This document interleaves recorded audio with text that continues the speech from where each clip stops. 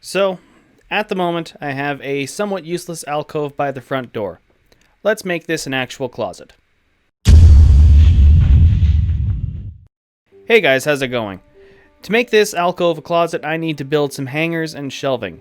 To start off, I take a scrap sheet of 3/4 inch MDF and rip it to width at the table saw.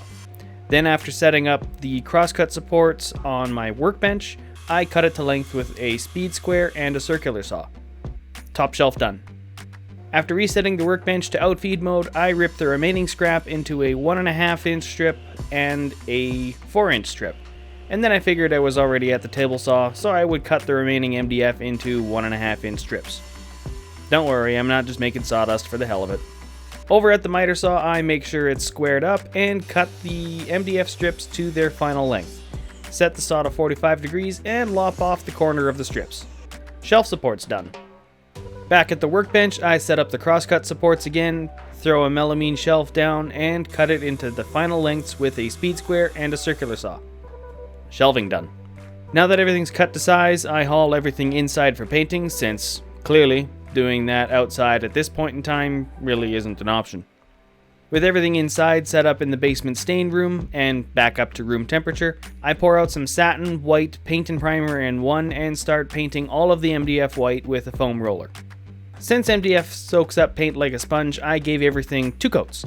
But since there is some waiting time to A, paint both sides, and B, paint both sides twice, I find the best thing to do is to just cover up the paint tray and roller with a shopping bag.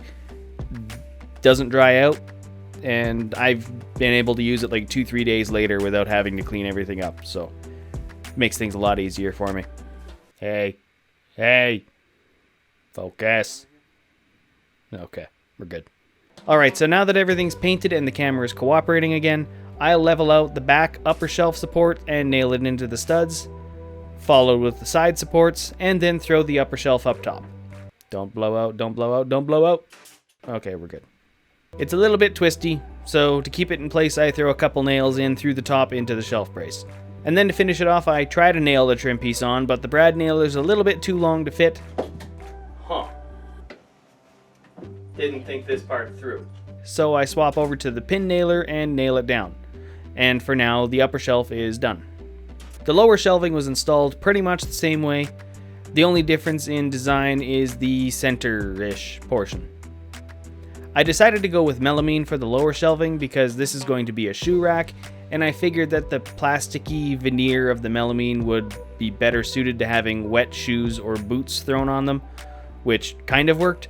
We had some melted snow sitting on the shelf for an extended period of time, which did kind of blow out the particle board under the front edge banding, but whatever. I'll replace it if I have to. Later. At some point. Probably not. Moving back to the upper portion, I mark out the area to install the dowel brackets on both sides. Pre-drill, screw on the brackets, and throw in the dowel. Seemed to work okay.